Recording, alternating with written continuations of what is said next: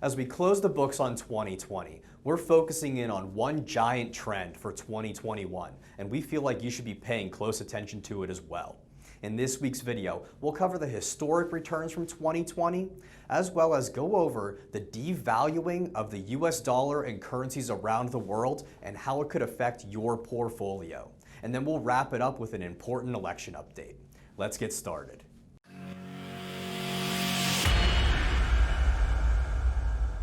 Last week, the S&P 500 and the Dow Jones closed in at all-time highs to end the week. But the Nasdaq was the best performing index of 2020, up over 43%. And the Russell staged a big comeback the last couple months of the year to be up over 18% year to date. Now let's move over to foreign and emerging. Foreign was actually the worst performing index that we track in 2020. But there is one country that we're paying close attention to for 2021, and that is Japan. Now, out of emerging markets, they actually staged a comeback that's relatively close to what the Russell did and has ended the year up over 15%. So let's move on to the biggest trend that we're focusing in on for the new year, and that is the devaluing of the US dollar and also global currencies around the world.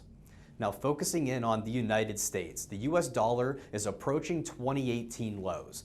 Now, you may be wondering, why is the US dollar being devalued? And the answer is pretty simple. The Federal Reserve and the US government continue to print trillions upon trillions of dollars, and pumping that into the system is devaluing the currency. Now, let's take our focus globally, as Goldman Sachs Investment Research released data on the central bank's balance sheets for the 10 largest countries in the world.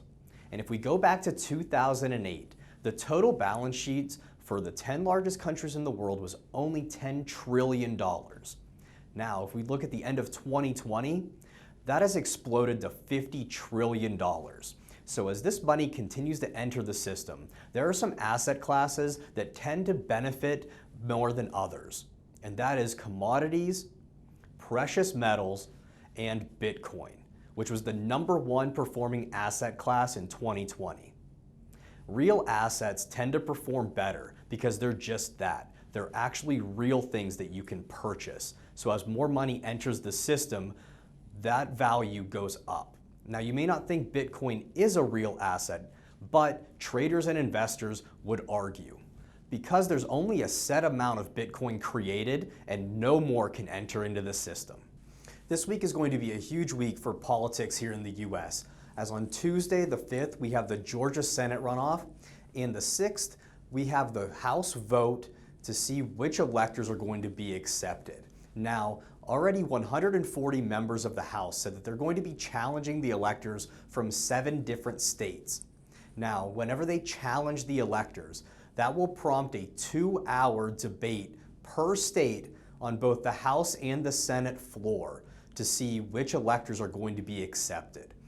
Also, we have 12 senators that have put forth the idea that they are going to be proposing a 10-day audit of all of the votes throughout the United States.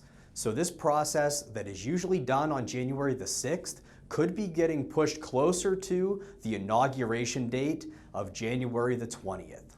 Thanks for watching, and make sure you subscribe to our YouTube channel and follow us on Facebook. See you next week.